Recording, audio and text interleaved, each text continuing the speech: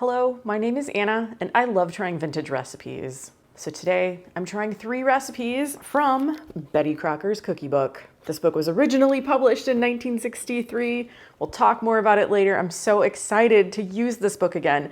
I try to make at least one Cooky Book video every Christmas. I have a lot of good feelings and nostalgia tied to this very book, especially at the holidays, even though it's not technically a Christmas book. And I think a lot of you out there feel the same way. A lot of you probably grew up with this book. I know that I did, even though I was born in the 80s. You know, this book continues to be a classic for a reason, and you can still buy facsimile copies today. Anyway, I decided to go with a chocolate cookie theme. So if you're getting ready to plan your holiday baking, I hope I can give you some new ideas. I'm going to be trying out these chocolate drop cookies, and we're very lucky because there's a photo of the chocolate drop cookie with icing. This cookie recipe recommends at least 1 hour of chill time after you make the dough and before you bake them.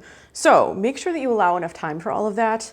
I tend to be a person who kind of like thinks that I can do more in one day than I really can. So between the chilling, the baking, the cooling, and then the icing, just keep it in mind. Keep it in mind for your cookie plans. Mix butter, sugar, egg, and chocolate thoroughly. I melted my unsweetened chocolate, it's 2 ounces, in the microwave and I let it cool. You just do that, 15 to 20 second intervals. You can also melt this over a double boiler. I have half a cup of unsalted butter that has been sitting out and getting soft. 1 cup of sugar, granulated sugar. Next, I'm going to add 1 egg. I've let this egg come to room temperature. 2 ounces of unsweetened chocolate that has been melted and cooled. Sometimes in vintage cookbooks, it just says 2 squares.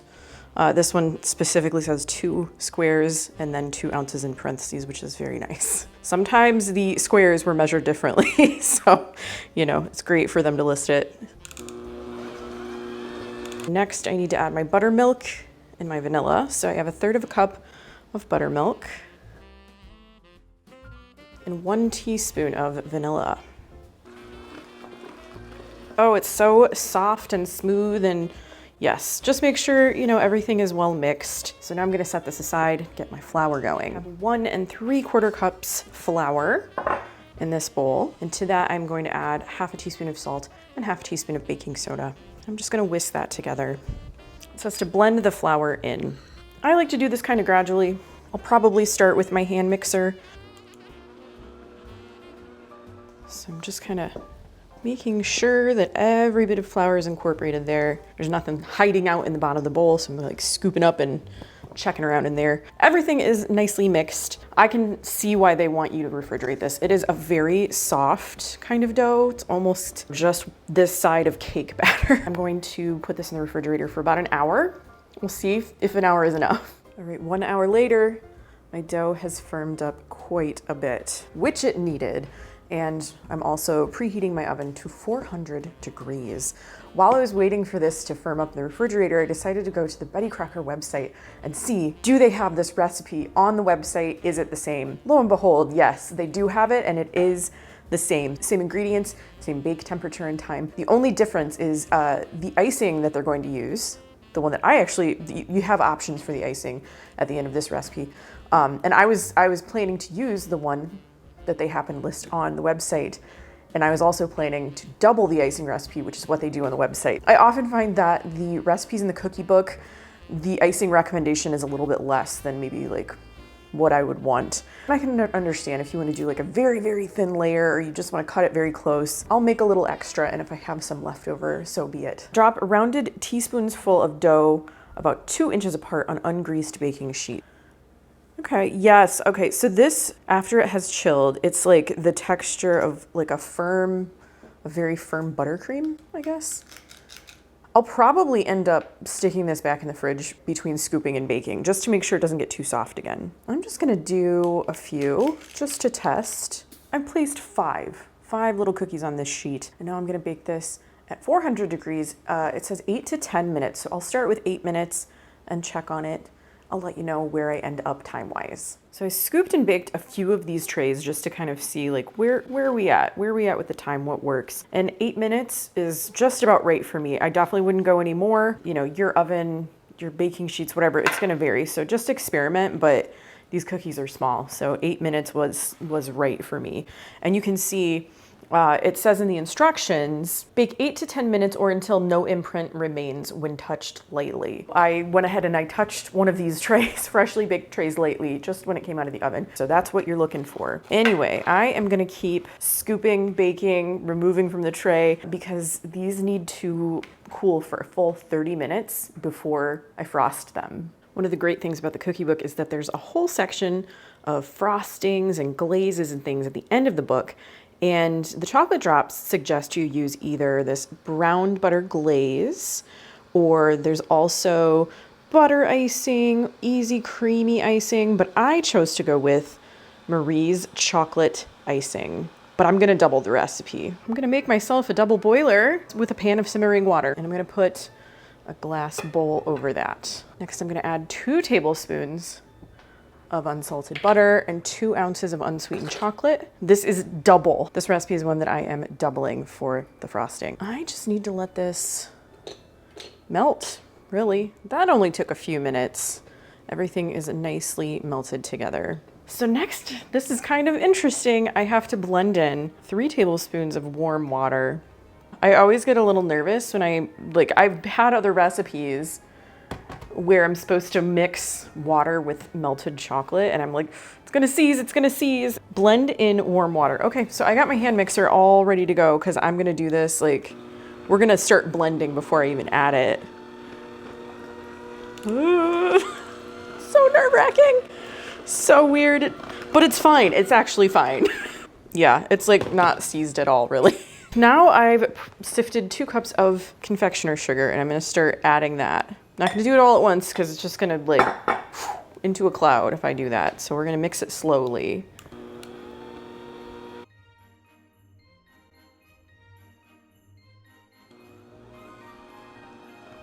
I think doubling the icing is really the way to go here. I can't imagine an amount like smaller than this for all the cookies I made. But again, it's your choice. You don't even have to put frosting or anything on these cookies if you don't want to. You can have them as is. The texture of this icing is super interesting and I think I'm gonna enjoy working with it. It's kind of fudgy and it's not like sticky, you know? It's not sticking to the bowl really. Let's frost some cookies. The cookies are completely cool, which means they are ready for this chocolate icing. I thought about piping something on them. I think offset spatula is just gonna be the way to go here. And you don't need a lot because these cookies are tiny. Sometimes I like these little guys.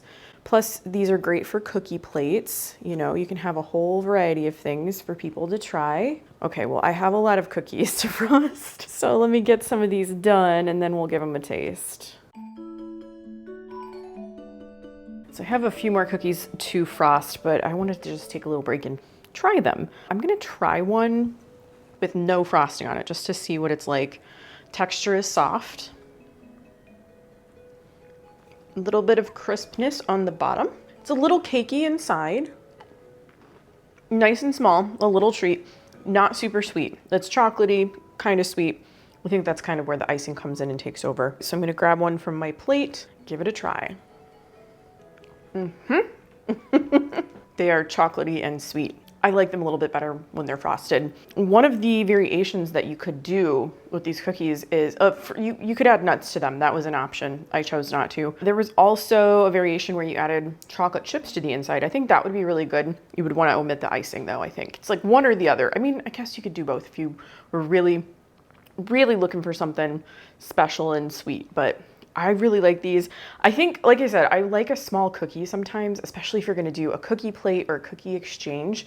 Sometimes it's just nice to have something small like this. I'm trying out these Cooky-Candies and they are described as a rich oatmeal shortbread type cookie with festive toppings. So although these are not really chocolate cookies themselves, it's like an oatmeal shortbread, which I find intriguing. I've never made an oatmeal shortbread. They are dipped in chocolate. So they do have that like chocolate appearance.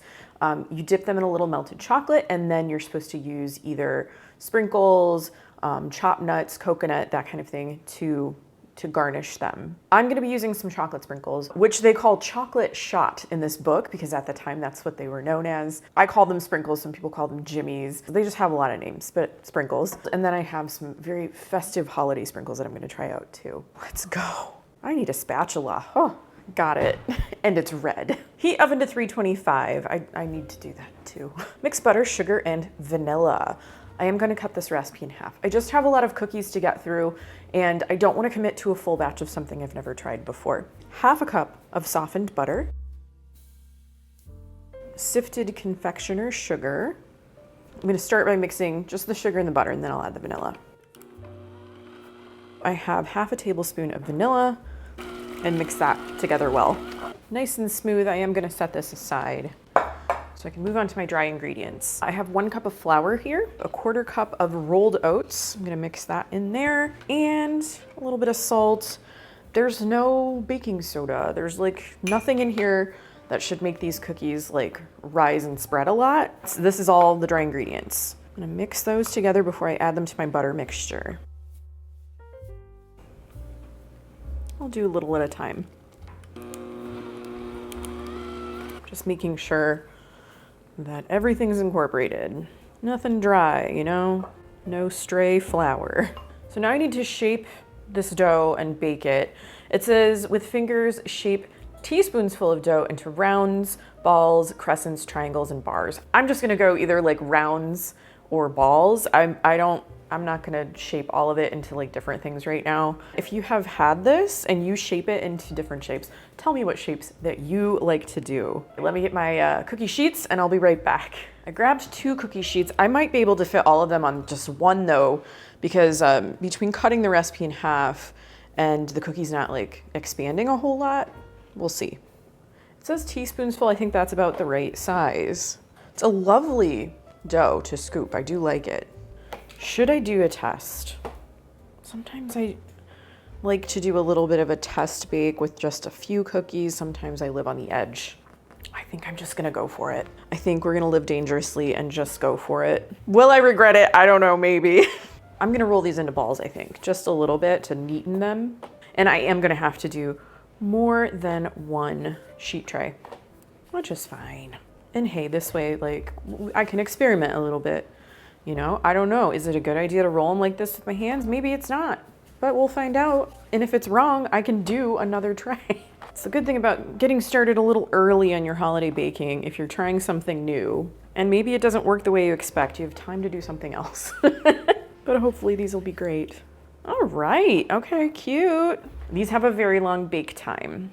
It says to bake them for 20 to 25 minutes, which for a cookie this size is like usually, if it's just like a regular drop cookie, that's a very long time. But just because of like the nature of what these are, I think it's probably kind of accurate. I am gonna start a little bit less. I'm gonna maybe do like, I don't know, 18 minutes. It says that you need to watch the baking time because these are easily overbaked. So I'm gonna start a little less than 20 minutes. Peek at them, just look at them, see where I think they are, and then go from there. And I will, of course, report back on the bake time for these. I started these out at 18 minutes. I did add 2 minutes. So 20 minutes, I think they are done because they're firm to the touch and they're still a little warm, but I think I can pick them up. They're like golden on the bottom, but not like overdone. So I think 20 minutes is the way to go for me. That's what I put the next batch in at. I'm gonna get these off the cookie sheet and then I have to let them cool completely before I dip them. Before I start dipping the cookies and decorating them, I just wanted to show you the difference in appearance. So this is the batch that I like rolled between my hands and kind of smoothed out a little bit, and then I baked them. And this second batch is the one I just decided to see what it would do, you know, what it would look like if I just scooped them and put them on the baking sheet without actually like rolling them between my hands. Same temperature, same amount of time, same size, you know, it just depends on what you want them to look like. It's really a personal preference. And I'm gonna be dipping these in chocolate and sprinkles anyway, so you're not gonna see, you know, too much, but you know, these do have kind of a more rustic edge to them. I just melted some chocolate in the microwave in a microwave safe dish at, you know, 30-second intervals, stir between, You don't want to microwave it too much and overdo it. And then I have a couple of little dishes with chocolate sprinkles and some festive holiday sprinkles. All right, I'm just gonna like experiment. It just says to dip the tops and then dip them in coconut sprinkles, chopped nuts, whatever you got. That's cute. Let's just bring it up. I have to let it dry. Get this in focus. There we go. I almost dropped it, but it is cute. Okay, I'm gonna do another chocolate one. I think my hands are gonna get a little messy, but you know, baking and cooking is just a little bit messy naturally. And I think that's discouraging to some people, but I think you just have to accept it. Clean as you go if you can. If you can't, you know, everything's like fixable and you can. I just dropped this. I dropped it right in the chocolate. Yeah, my festive sprinkles are not working out as well as I wanted. The chocolate shot is probably a little bit better. So if you can get like a holiday red, white, green version of this, like that's probably your best bet. I wonder if I have any other sprinkles that would be appropriate because I don't think these are. Okay. I had some red and green sanding sugar. So I'm trying a few of those and I think it's like a subtle look, but kind of like a little elegant and sparkly. So I think that's gonna work better for me in this case. See, it's like very subtle. I think you can see it better if you're like in person. Anyway, I'm gonna work on all of these cookies, kind of let them dry and set up, and then I will give them a taste. I kind of love how these look. I don't know if it translates very well on camera, but there's just like a subtle glam to them, like just a very tasteful shine, very elegant. This is the sanding sugar that I used. I don't know, can you see it? I think the possibilities are pretty endless in regards to what you could decorate these with. According to the holidays, you could use different colors, different ingredients. If you wanted to, you could probably even dip these in colored like candy melts in red and green for Christmas, or orange and black and purple for Halloween or whatever. But we're talking Christmas here. I'm gonna taste one.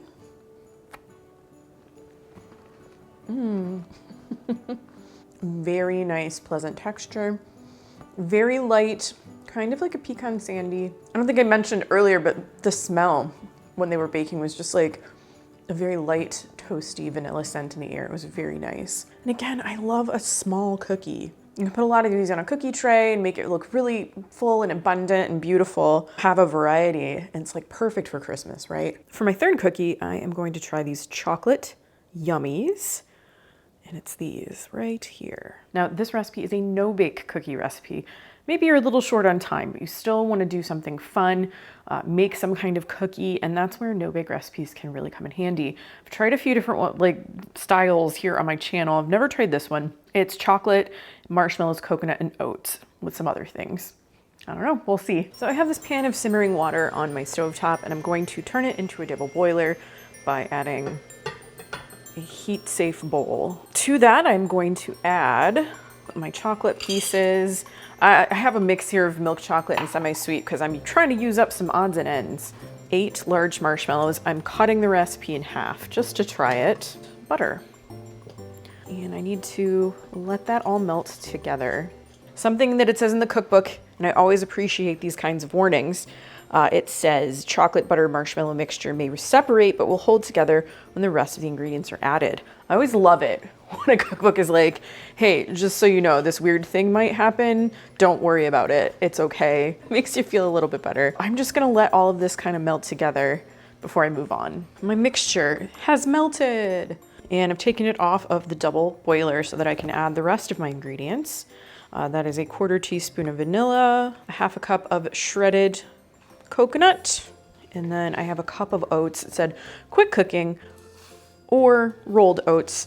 This is mostly quick cooking because I had some to use and I was short just a little bit, so I added a few tablespoons of regular rolled oats. Okay, gonna mix. I think the no-bake kind of recipe that I see most often has peanut butter in it, and this one doesn't, so I thought it looked a little interesting. I'm trying to make sure all of the oats kind of get moistened. Don't want too many dry bits in there. I see what they mean about the chocolate butter and marshmallow mixture. When I was mixing it together and melting it together, it did look a little unusual, like I was a little nervous. But the book helped me. The book made me relax a little bit because it was supposed to look like that. And now that I've mixed everything else in, it looks just fine. All right, let's move this and pull this to the side. I have a baking sheet with just like a baking mat on there. You can do this on wax paper as well. And it says to drop by teaspoonsful, so I just have a small scoop here. See how well it works.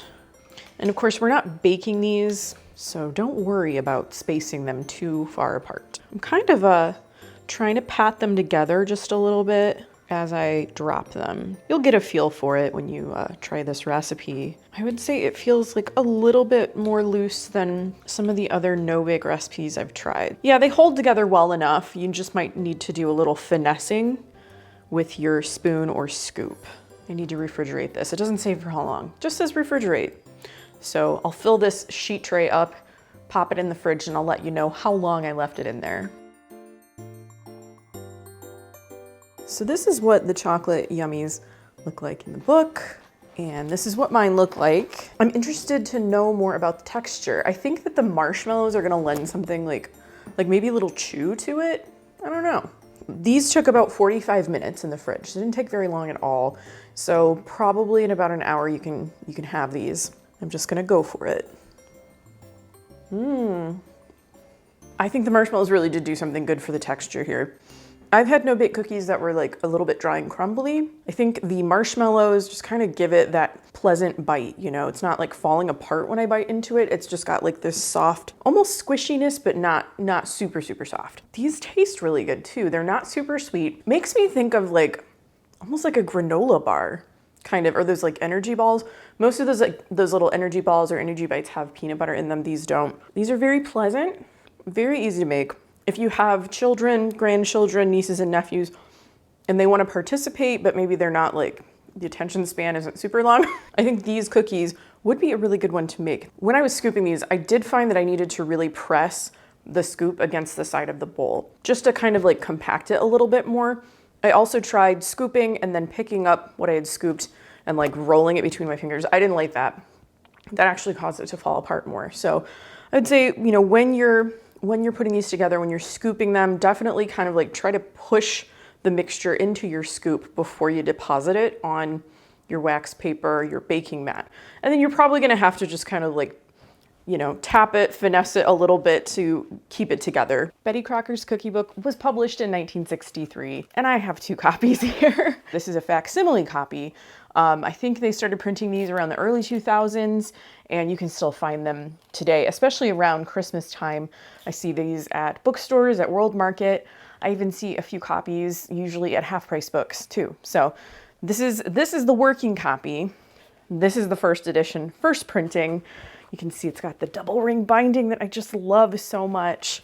This is the one I usually display because I don't want to ruin it. So before I get too far into the book chat, I wanted to shout out my friend Melinda over at Unboxing Betty. Melinda is cooking her way through the 1971 recipe card library, but she just started a new series recently where she's cooking her way not through the whole cookie book, but through the section at the end of the cookie book. There's a section called Betty Crocker's Best Cookies, and she's going to be publishing 2 videos a week through Christmas, I believe, and she's going to bake all of these cookies and then rank them at the end. So I'm going to link her channel in the description down below. Please do go check out her videos. They are a lot of fun. So I grew up with this cookbook. I think a lot of you out there also grew up with this cookbook. It always reminds me of Christmas. It's not a Christmas cookbook technically. There's a little Christmas section in here, but I think it's like the red cover and the fact that we just bake a lot of cookies at Christmas time, and a lot of them came from this cookbook. I've talked about this book so many times before, and it doesn't seem like I'm stopping anytime soon. I always have things to say about it. There's a chapter called Holiday Cookies.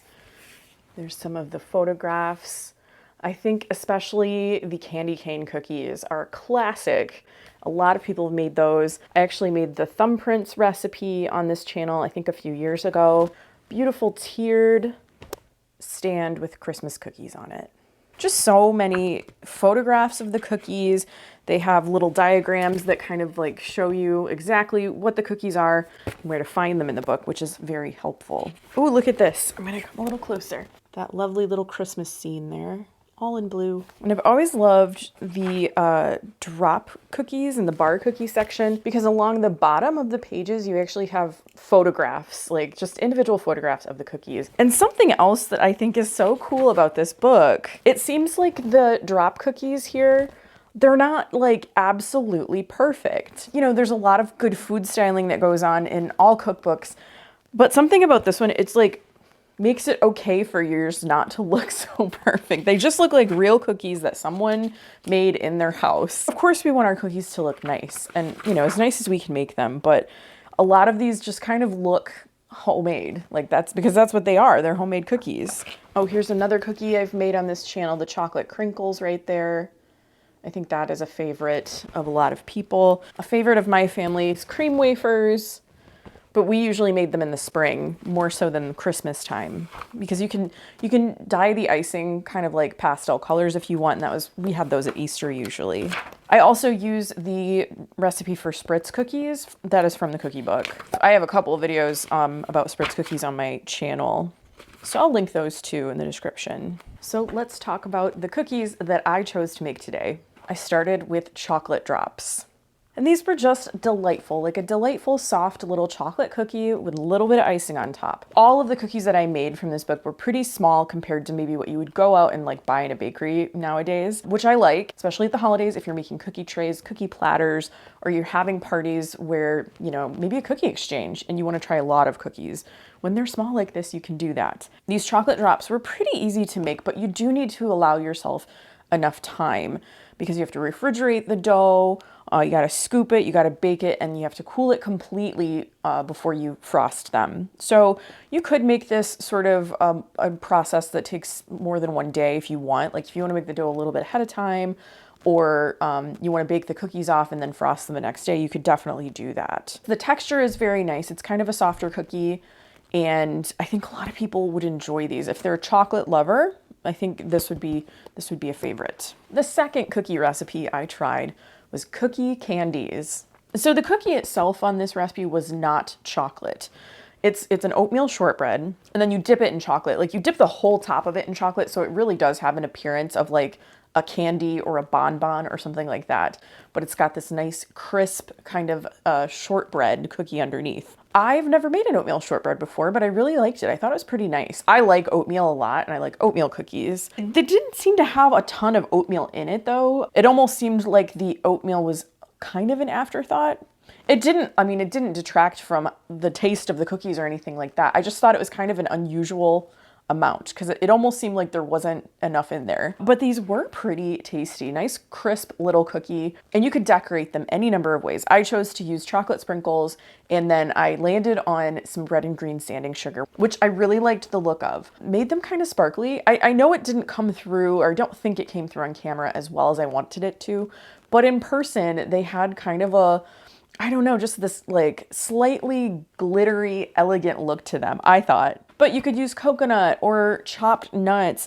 I think you could even, if you wanted to like chop up some candied fruit or something, if that's your thing, you could kind of use that too, because you're just dipping it in chocolate, dipping it in whatever you want to decorate them with. And then finally, I made chocolate Yummies.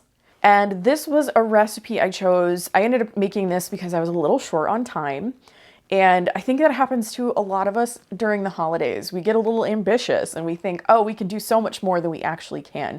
It's very important that you take time to rest and relax and recharge. Holidays or not, do that all year round. It's really nice to have an easy no-bake cookie in your like recipe repertoire, I think, just to have something that you can put together quickly that tastes good. The texture was very pleasant, and I think that's due to the marshmallows. It wasn't, you know, super soft, but the marshmallows gave it just kind of a pleasant chew. Some no-bake cookies can get a little bit dry, I think, and most of them have peanut butter in them. These did not.